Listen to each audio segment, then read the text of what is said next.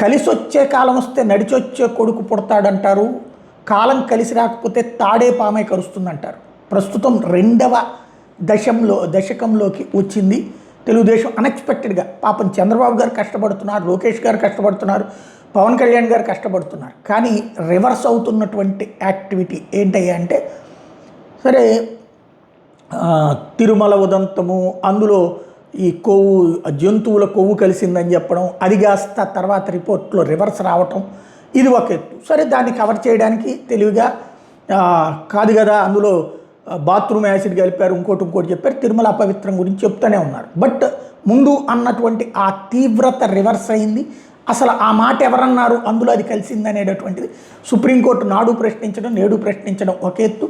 ఈలోపు ఇందాపూర్ డైరీ, ఆ వ్యవహారాలు, ఇదంతా ఒక ఎత్తు. అది ఊహించింది ఇప్పుడు అద్భుతంగా మేము అనుకున్నట్టే నడుస్తుంది అనుకోవచ్చు. కానీ ఎకోసిస్టమ్తో చేస్తూ ప్రయత్నాల్లో ఒక పెద్ద తొర్రబడి దాన్ని సెటరేట్ చేసే ప్రయత్నం చేస్తున్నారు. అది ఎంతవరకు సక్సెస్ అవుతుందో చూడాలి. రెండవది డ్రగ్స్.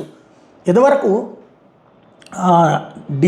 చెన్నైలో ఉండేటటువంటి తెలుగు జంట గుజరాత్కి తెప్పించుకున్నటువంటి డ్రగ్స్ షిప్ని పట్టుకుంటే దానికి వాళ్ళ అడ్రస్, జిఎస్టీ అడ్రస్ విజయవాడ సత్యనారాయణపురంలో ఉంది కాబట్టి ఈ డ్రగ్స్ని విజయసాయి రెడ్డి వెళ్ళి బుక్ చేసి వస్తే సజ్జల రామకృష్ణారెడ్డి వచ్చి, అది మిథున్ రెడ్డి వచ్చి దించుకుంటే సజ్జల రామకృష్ణారెడ్డి వచ్చి ఊరు వాడ పంచిచ్చాడు అన్నటువంటి ప్రచారం చేశాడు.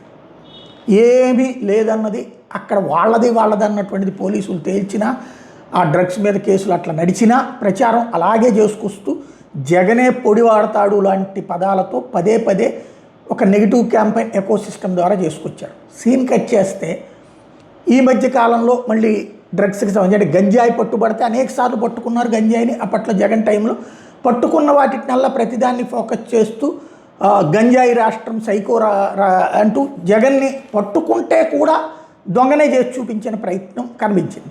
ఒక ఎకోసిస్టమ్ ద్వారా ప్రొజెక్ట్ చేసుకొచ్చారు. గంజాయి ఎక్కడన్నా పట్టుబడిందంటే ఇదిగో గంజాయి పట్టుబడుతోందంటే చూసుకోండి, ఇంకా దొరకంది ఎంత ఉంటుందో సైకో, ఇట్లాగా. అంతే తప్ప పట్టుకున్నారనిగా ఇప్పుడు డ్రగ్స్ పట్టుకున్నారు, గంజాయి పట్టుకుంటున్నారు. చివరికి మొన్న ఈ మధ్యన ఏదో వైసీపీకి సంబంధించిన యువనేతను పట్టుకుంటే వాళ్ళు ఆ వీడియో కూడా రిలీజ్ చేశారు.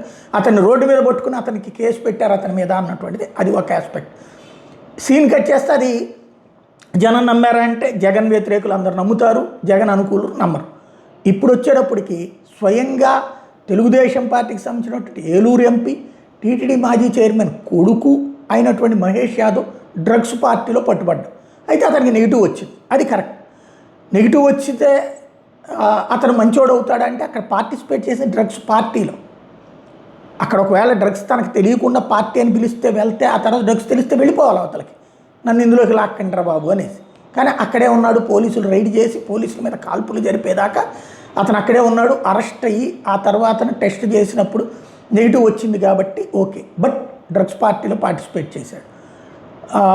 ఆ మధ్యన ఏదో ఒక షిప్పు విశాఖపట్నానికి వచ్చిన షిప్పులో చేపల మేతకు సంబంధించిన షిప్ వస్తే ఆ షిప్పులో ఉన్నటువంటి ఆ చేపల మేత పదార్థమే డ్రగ్స్ అంటూ మాకు వచ్చిన ఇన్ఫర్మేషన్ అంటూ సిబిఐ రైడ్ చేసి దాన్ని పట్టుకుని అదంతా డ్రగ్స్దే అని చెప్తే, అదేదో ఎస్కోబారో ఎవడో ఒకడు ఉంటాడంట మాఫియా డాన్, వాడి స్థాయి ఇక్కడ జగనే చేపిస్తున్నాడని అప్పుడు ప్రచారం చేశారు కరెక్ట్గా ఎన్నికలకు ముందు. సీన్ కట్ చేస్తే అదేం లేదని ఆ తర్వాత సిబిఐ కేసు క్లోజ్ చేసేయడమే కాకుండా ఆ షిప్ని వదిలేసింది కూడా. ఇప్పుడు అప్పుడు జగన్నే డ్రగ్ ఫెడరల్ కిందన డ్రగ్స్ అమ్ముతాడు, అలాంటి దుర్మార్గుడు అని చెప్పుకొచ్చారు. ఇప్పుడు చూస్తే తెలుగుదేశం పార్టీకి సంబంధించినటువంటి ఎంపీ డ్రగ్స్ పార్టీలో దొరికినటువంటి పరిస్థితి. దీంతో కాస్త తలనొప్పి టీడీపీకి. కాకపోతే వాళ్ళ ఎకోసిస్టమ్ చాలా స్ట్రాంగ్గా ఉంటుంది. దీన్ని మళ్ళీ వేరే వైపుకి డైవర్ట్ కావడానికి ఏదైనా వేరే ఇన్సిడెంటో, అరెస్ట్లో, కేసులో వేరే వైపుకి డైవర్ట్ చేసుకునే ఛాన్స్ అయితే ఉండొచ్చు.